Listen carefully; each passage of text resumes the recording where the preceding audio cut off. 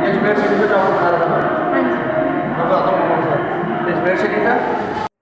हज़रत मौलाना रूम बहुत बड़े मौलवी हुए हैं जो अपने ज़माने के इतिहास के उनकी जो किताबें चलती थी बड़े बड़े ऊँटों के ऊपर रखकर चलती थी, बड़े बड़े खच्चरों पे रख कर जाते थे कि भाई सबसे बड़ा ज़्यादा आलिम ये है।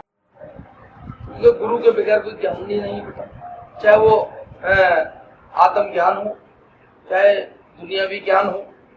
अब आप देखिए माँ बाप, पहले गुरु माँ बाप जिन्होंने पैदा किया और पढ़ाया लिखाया, इस लायक बनाया कि भाई ये बड़े होने के बाद अच्छे काम करें, बुरे नहीं। हर माँ बाप की सलाह होती है कि मेरा बच्चा अच्छे काम करे, जैसे अब आप अच्छे काम कर रहे हैं। हाँ, तो सुबह सुबह कौन आता है यहाँ पे दरगाह में?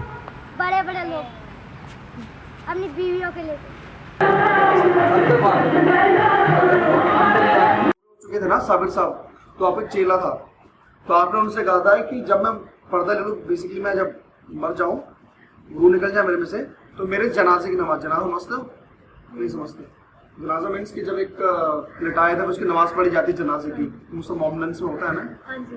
तो जनाजे की नमाज पढ़ाने के लिए एक शख्स आएगा घोड़े के ऊपर सवार, उसके मुंह में काले कलर का पर्दा होगा। जनाजे की नमाज पढ़ाने के लिए एक शख्स आएगा, उसके मुंह पे काला पर्दा बंधा हुआ होगा, उसके अलावा मेरे जनाजे की नमाज कोई नहीं पढ़ाया। तो पहले ही बोल दिया आपने पर्दा लेने से पहले, मरने से पहले। तो 3-4 घंटे हो कोई आए नहीं, मौलवी मुल्ला सारे खड़े हुए थे, बड़े बड़े आदमी।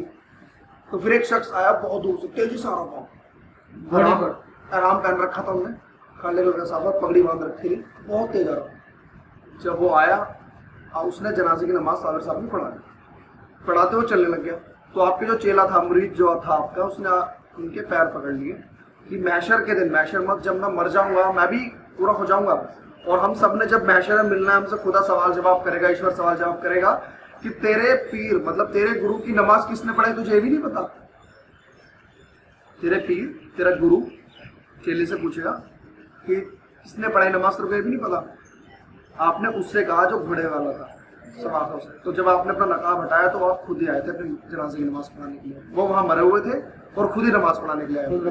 तो उसे कहते हैं अरबी में फना और बका। फना मतलब जो खत्म हो चुका है, बका मतलब जो हमेशा रहता है। तो वो बताया था आपने कर कर दुनिया को कि मैं मरा नहीं हूँ, मैं हूँ अभी भी। तो वहां पर से फना और बका चली थी। फना मीन्स डेड, बका मीन्स हमेशा नहीं, हमेशा उसकी लाइफ रहेगी। इस सूफी मजहब में कोई बुराई नहीं होती। सूफी मजहब एक ऐसा मजहब है कि सब एक बराबर देखता है। जिससे सूरज निकलता है वो सबको रोशनी बराबर देता है, चाहे वो किसी भी मजहब का हो, किसी भी जात का हो। उसके यहाँ कोई दूरी वो नहीं है कि भाई ये इसकी जात अलग है तो इसको अच्छा ऊंची जात का ज़्यादा रोशनी दो, ऐसा नहीं है। उसके लिए सब बराबर है, सबको एक बराबर वो रोशनी देती है। चांद है वो निकलता है, सबको बराबर ठंडक देता है। इसी तरह जितने भी बुजुर्गान दिन बड़े हुए हैं, उन्होंने हमेशा इंसानियत के लिए काम किया, अच्छाई के लिए काम किया और अच्छाई को इंसानियत से फैलाया।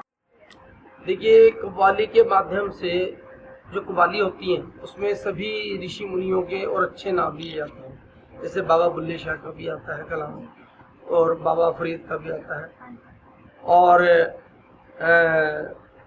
अपने इसमें क्या नाम, बाबा तुलसीदास इनका भी आता है, कबीर साहब का भी आता है।